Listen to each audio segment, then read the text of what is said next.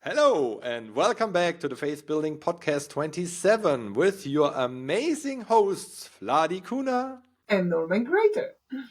Hello and welcome. Just realized we forgot that on the last episode, but I did too. was something. Just remember there was something. You mentioned something beautiful, Vladi, on the last podcast, many beautiful things, and one was every king has a great female behind them. And with that, I want to open it up because Vladi and I just talked a couple hours ago about the values we have, and Vladi already mentioned last time freedom as one of the value, and it's her and my core value. And the one thing to open it up, I realized that my life is great, and if I look at my life in the last week of my life, like in my imagination, how will and should my last week look like? There's always two chairs and a beautiful villa and water, and in one chair is Anke and the other one is me, and we're holding hands, and in the house is a barbecue going on with friends, with family, with people that we really like having around us, and it's just a beautiful moment. That's my last picture on this earth that I have. And I thought, with the word freedom as my main value, will I achieve this goal? And as I have freedom since quite a while and I'm on the way, I can see it's working. But to be quite honest, it's not working that great. Because to really bring my heart out, what I figured out in the beginning when Anke and I met, I drove up to her to Berlin quite often just to see her for a day, for a weekend. And over the time, it developed that I drive up there usually when I have another reason to add to it. Go to my tax guy, pick up mail from my office, have a movie premiere, whatever it is. I usually combine stuff. And to be quite honest to myself, I realized that if I continue with this freedom thing, and we will speak about freedom today, freedom, I realized in my mind and just in my world, is just me, myself, and I. My plan, my goal, my desire, my wish. And if I continue that for another 50 plus years, do I sit happily ever after, holding hands with my beautiful queen on another chair next to the villa in the beach? And I just realized for myself, if I hold freedom up for another 50 years, I will not get there. Because freedom is all about me, myself, and I. And this is how we kind of slid into the topic to speak about what freedom means and if freedom is the right thing to get to where we want. And that's what we want to talk to you and to us about today. Vladi, your thoughts about freedom? See, guys, we always bring you something that we actually live. So this is why we're doing this podcast. We want you to build the daily beliefs and daily faith into becoming a better versions and having happier and wealthier life in every area of your life. And I love what Norman did, because when he shared this, we study twice a week. So when he shared it, I thought about it. I thought, well, freedom is my core value. And I love my freedom. So for me, I'm actually even declaring I love my freedom. When you're declaring you love something, you make strong it. But listening to all Norman's points, I was thinking, like you do, I love doing my stuff. I've got partly I travel for business, so, I can fully focus on. But I love the freedom of being able to produce what I'm doing. Now, I love the freedom taking kids to, places and traveling, but I also love climbing, which is the freedom with my gang, and I have it all lined up in my mind how I love it. But is it always the best for everyone around me? No. Now, I'm not saying you should never do anything and you should not do things that grow you and a self-love, self-growth, self-growth. It's really important. But are you balancing it right? Because the freedom, what does freedom mean to you? And it really comes down to what is your definition? What is the picture in your mind? I love Norman's pictures. I love Anke, she's such a cute, smiley. I've met her a couple of times and really they're such a great couple. But Norman's really right. It's like if we are focusing on I love my life this way and I'm not willing to change. And this comes to freedom in relationships. Like, I am a huge believer that a relationship is not an ownership. I don't need to be tracking. Like, if people do that, that's fine, because they both made a collective decision that that's good for their families. But what are the values? The communication is really crucial. It's like respecting each other's space. Like, don't expect that somebody, where freedom goes wrong is where you're expecting somebody else will change for you. It's like, well, doesn't work.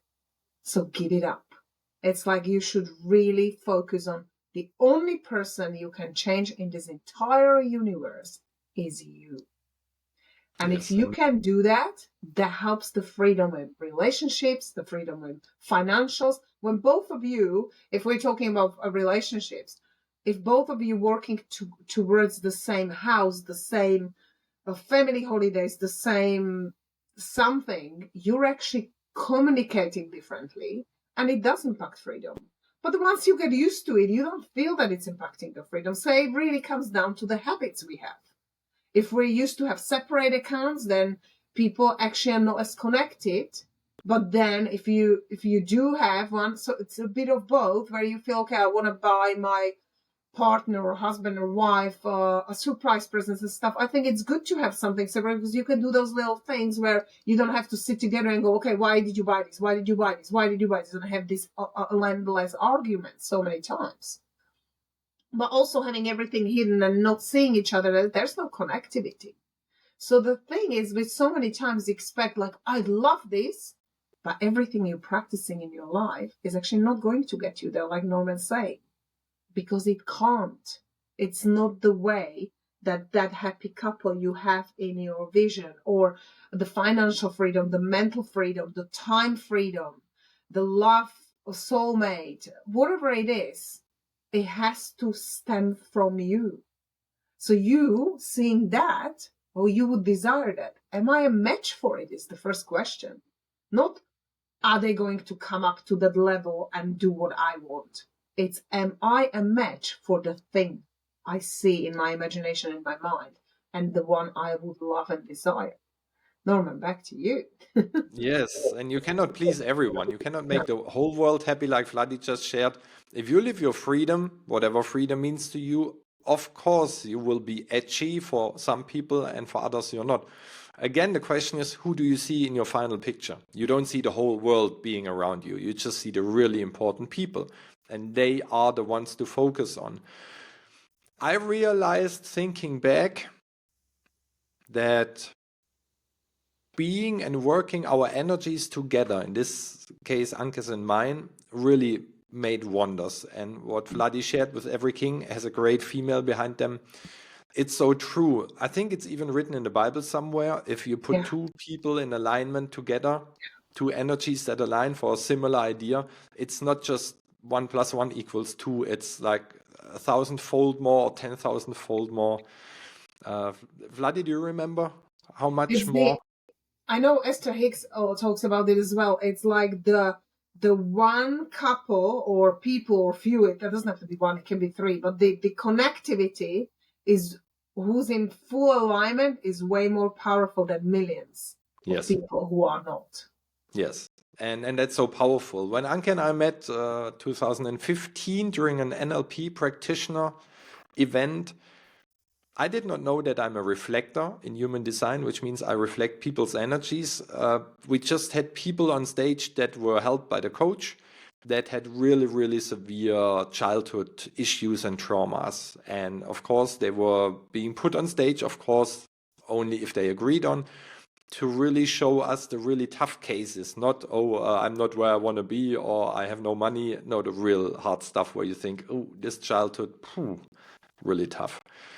And I felt so sorry for especially this one person on stage. I thought, how can I help her? She's so rumbling and mumbling about opening up what happened, and it was so challenging. I just remember that I thought to myself, like speaking to her, even though I was 15 rows away, just in my mind, I said, everything is okay. Everything is good. Everything is okay. Everything is good. And then I tried, I had no idea what I do, to give her some energy. Like, I send you some energy, I send you some love, strength, everything. Everything is okay. We are here. It's a safe room. It's like very calming thoughts I sent her. And this kind of developed in that at one point I closed my eyes and I could see basically her whole life kind of as a matrix in front of me with different points and lines being together and connected. And I then she said something and I looked around on this matrix and I said, there's something else. I just did that in my mind. There's something else. Oh, there's a brother. There's a brother. What's with the brother? And a couple seconds later, she opened up and spoke about her brother. It's like I could tell you 1, 2, 3 seconds before she said something what she's going to say and what is behind the story. And Anke realized what I did, and she gave me energy from her side. This sounds very spiritual and probably don't believe in all this stuff. And as I lived through it, I just can recollect from back then what I felt and what happened in my mind. And she gave me energy to support what I did. She was kind of my power center. I did not know that she did that, but she's very good in that. And holding a room full of energy, that's another great thing she does when we are, or when I'm on stage and we are together. She holds the energy of the room, that no outside interference, no outside thoughts, no negative energy come in the room and disturb the inspirations that I give. Nothing you can really touch. So I really was connected to the person I wanted to connect with. It was like an open book for me, this person. Now I know that I'm a reflector, and that's what a reflector can do. And we created miracles. We manifested things out of nowhere in record times when we were really, really, really aligned. And then there was a crack in the relationship a year later, and 3 years later was the breakup. And we came back from the breakup, but not in the way that we started it. And this brings me back to freedom. Freedom is just a value. Whatever your main value is, Vladi's is freedom, mine is freedom. Yours might be a different one. And then you have a lot of criteria for this one word, for this one value, which means, how would you describe a small child or an alien the word freedom? You would probably say freedom, what Vladi shared, is climbing, taking kids out, having fun, doing my stuff on my timeline, things like that. You just write down the criteria, and probably you write down 15 things, probably you write down 80 things. There's no right or wrong. Where you say, this needs to happen, that I feel free. And probably you write 80 things and then go through the list and say, oh, those 30, they need to happen in order that I feel free, or probably randomly and not in order. It's all up to you. There's no right, no wrong.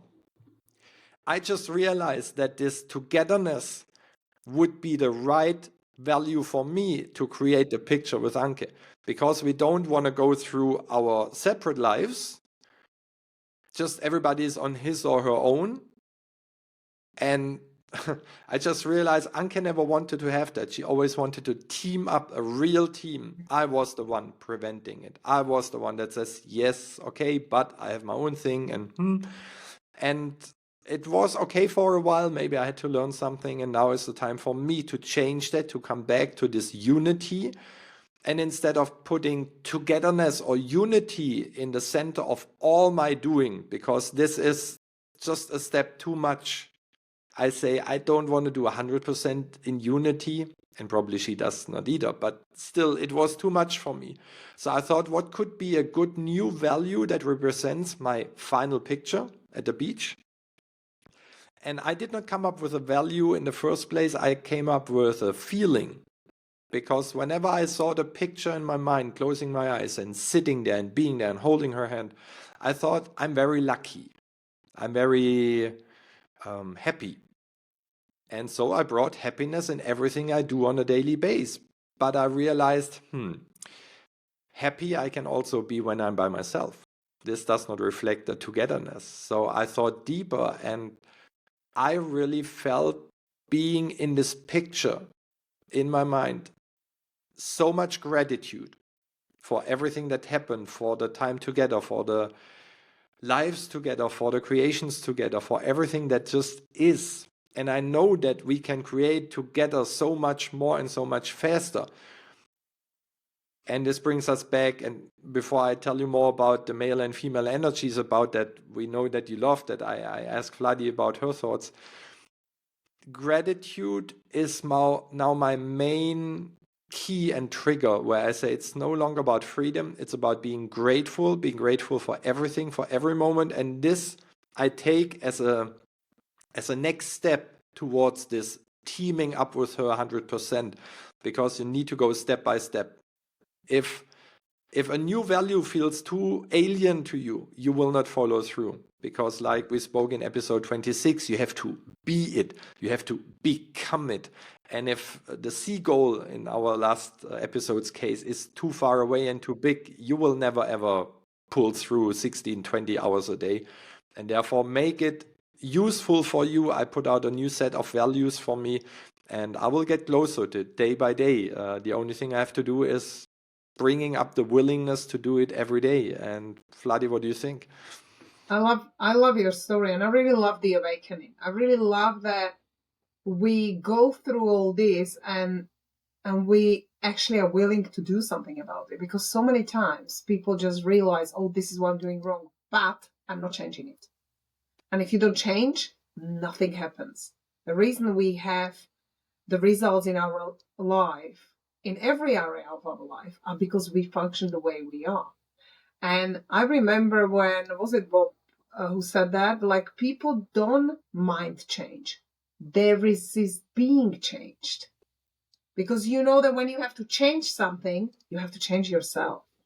And people don't like that part. So I have to change. I'm the one who has to change. She should change. He should change. It's not my fault. She's creating it. He's creating. Think about this.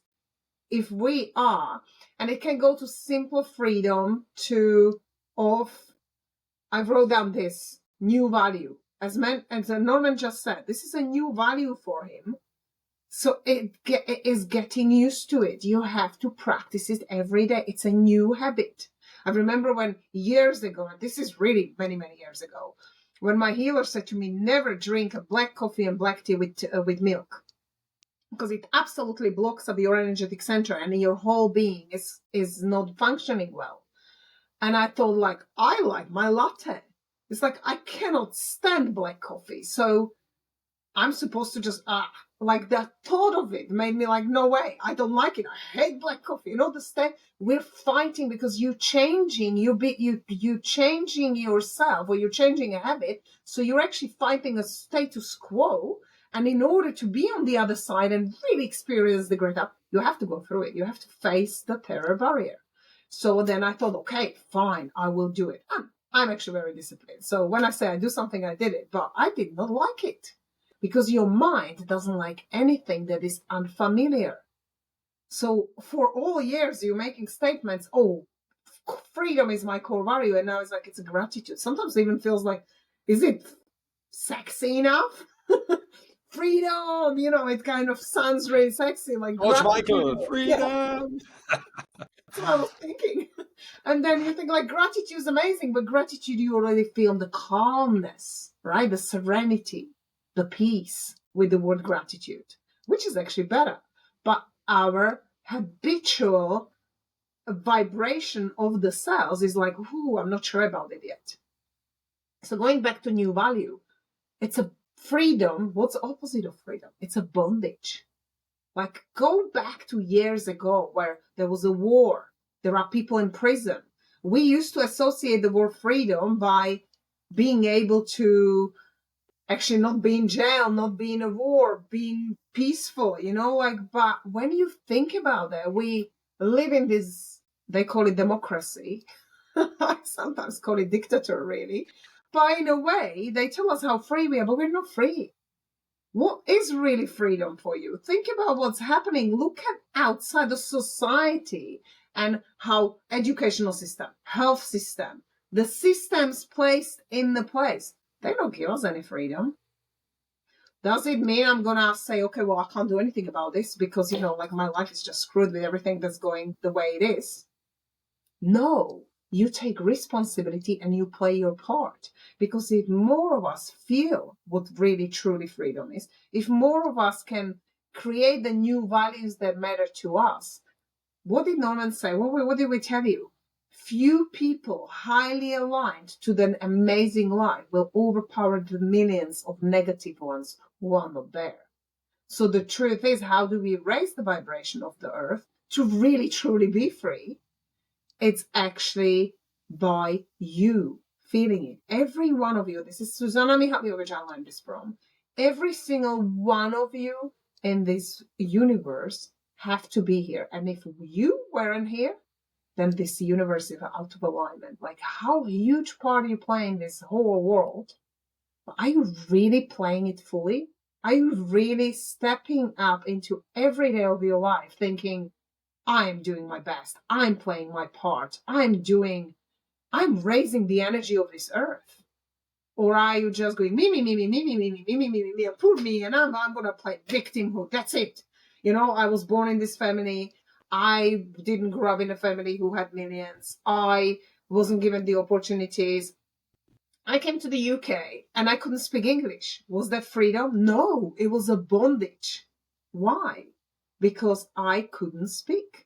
It really restricted me in so many levels. I couldn't play my economic high levels. I had to go back down to the levels of doing whatever I could and start studying. It's a bondage. You move to a different country. You don't know people. You don't know the system. You don't know what's happening. It's a bondage. Something happens. COVID came. It was a huge bondage for all of us.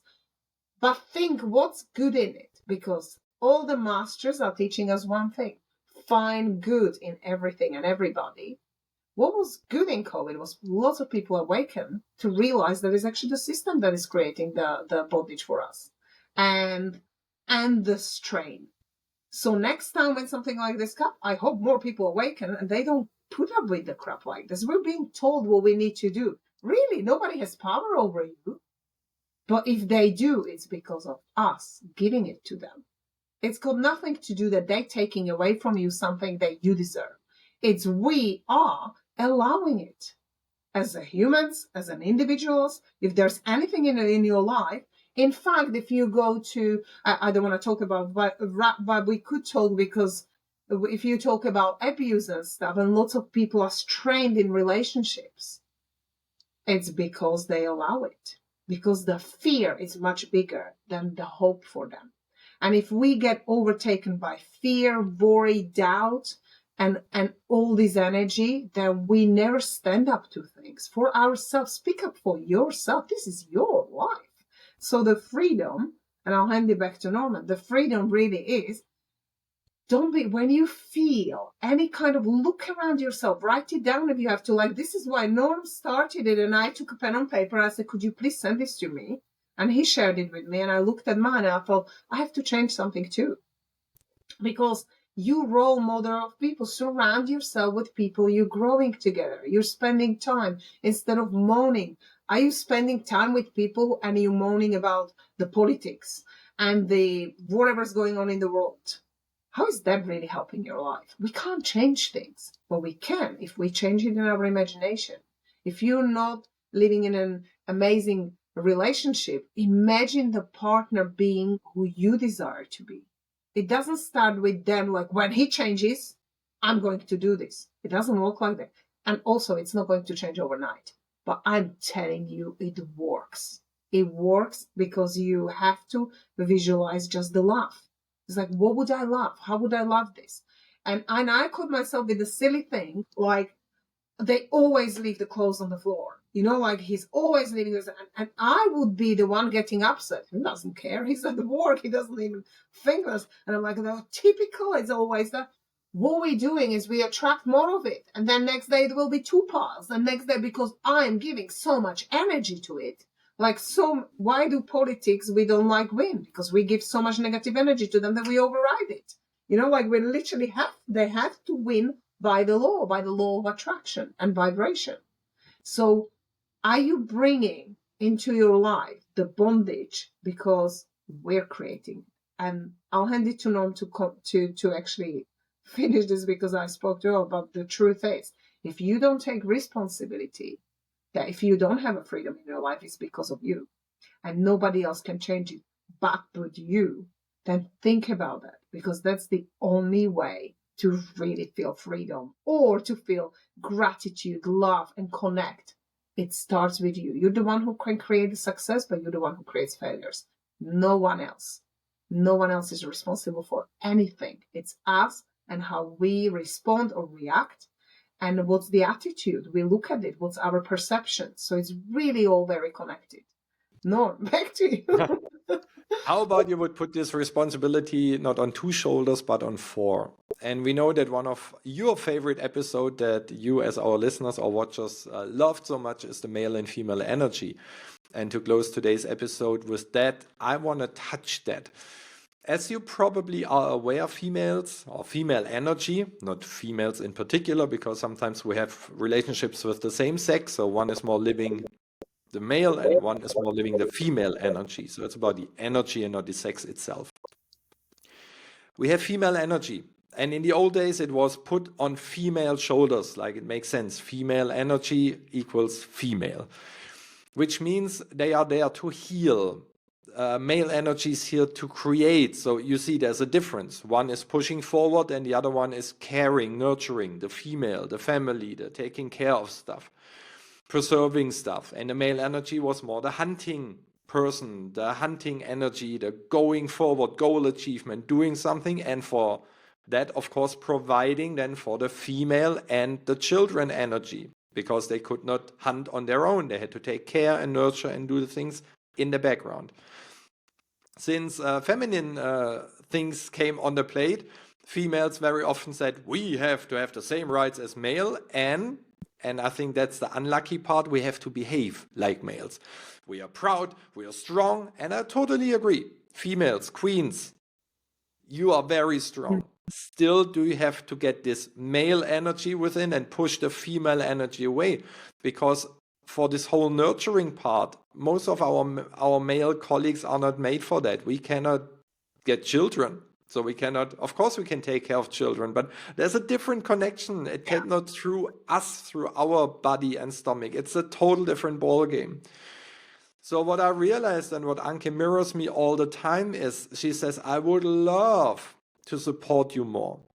When she helps me on the cruises for my keynotes and the workshops, it's an amazing thing. Like I said earlier, she has a talent, a gift. She is a natural giver and preserver. And if she holds the energy in the room for my coachings, for my keynotes, this is it. And she said, I would love to do that for high-priced coaches, to just be there and support the energy. But then the fear comes in and she says, but I don't know if people realize that, if they pay for that, because I do something, but you don't see it, what I do. And I said, everything is good. And she would just love to be there if she would be provided for. But as in my separate mind, after we split up, we have no account, what Vladi mentioned earlier, together anymore. So she has to take care of her own. She has to bring up a lot of male energy to create her living, to pay for the rent, to pay for food. Because I, as the male, the hunting guy, the provider, do not provide 100% for her. I support her with some things, and some things we split not equal, but more towards her, that she has more freedom to do that. But still, we live in 2 places. We have 3 places to pay for and stuff like that. It's just not possible so far in my mind. And this prevents her from living her female energy to heal the planet and to heal and support kind of her king. But for that to happen, her king needs to support her. And if you're with the same sex in a relationship, it's the same thing. Then it's just 2 male or 2 female, just to have different energies. So our idea would be just have a look at that. Look at your values. And if you really want to team up with a buddy, with a spouse, with somebody where you say, we are in alignment, let one be the provider and the other one be the supporter. And don't say, I do A, but then you have to do B. I give 50% and you have to give 50%. No, the female energy gives so much more. She can manifest in an instant. But as long as she's drawn and put into the male energy, because she has to make money to pay the rent. She's not in her full female power. And for this days in time right now, we need more female power. We need female power to heal the planet, to heal the energy on this earth that was drawn by so much male, and we need to be equal and stuff like that energy. So please, please, please, females, go back into your female energy. Males, please provide for your females. And again, for the same sexes, you know how I mean it. This is the only way how to push forward through the terror barrier in an instant, because 1 + 1 does not equal 2, but 1,000,000. And if you play that right, and I'm on my way back to it, it's not that I did not do it, I just stopped doing it. And this is again another topic where we can speak probably in another episode about. It's not about how often you do it, it's about how continuously do you do it for the rest of your life. Because success does not come out of a weekend seminar or coaching. And this brings me back to Vladi's 1 million coaching. It's, do I have someone on my side who's there all the time to holds my hand until I say, now I'm able and willing to go this way on my own. And we are in overtime, but still I leave it up to Vladi to have a final closing point and idea, because she's a beautiful female. Thank you. I'm going to say thank you for being vulnerable and sharing your story in the last couple of episodes, because it takes lots of strength and courage too. And I'm going to say, just, I felt the same, like moving away from my parents and being in the UK and having a kid and husband having to support us and working too much. I had to become much stronger female. This is why I have so much male energy and activated, and I like to go back to my females, like Norman is saying, because the truth is, because I had to do all these things and take care of you have to. It's not that, and actually you choose to. I'm going to use that word. I chose to, because I felt that I just couldn't cope with the female's energy. I didn't have the kind of like a right space, or it wasn't the right time. And remember, your life is a journey, guys. So there will be times where you will temporarily have to deal with something. It's not everlasting. Just focus on that it will pass and the great thing will come, because it will. But really, we entered this next 20 years and we're already 1 year in, of the female energy. So it's crucially important that female energy is put out more and activating more, because what Norman said is profound. So I'm working of actually letting this male energy to go away as well, because in some males, it also creates that they feel less worthy, or they're saying, oh, you're now handling all these things. It's like, it's then endangering their status quo. For years and years, they were, like Norman said, the hunters and providers, and now females are so strong and they can financially become strong too. That the male, how do we know how they feel? Like I'm speaking for we as a females, because that must be sometimes uncomfortable too. They might feel like, okay, now not only she's handling the household, but she's actually handling the finances and stuff. It maybe feels that for some males that I'm not good enough anymore, like because they had this strength, the roles we played. And I'm not saying go back into the roles, but for 200 years ago. But we need to unite more. We're too alienated. There's too many divorces, too many, because people don't even work towards, and they give up too fast. And they don't take a responsibility that we have to each change on our part. So I'm going to finish with that. And thank you for being vulnerable, because that really helps us, me, and really everyone. I hope it really, I'm pretty sure it helped many, many of you guys too. And that's why we're here for you. So we'll see you next week. And thank you so much for being with us. Bye-bye.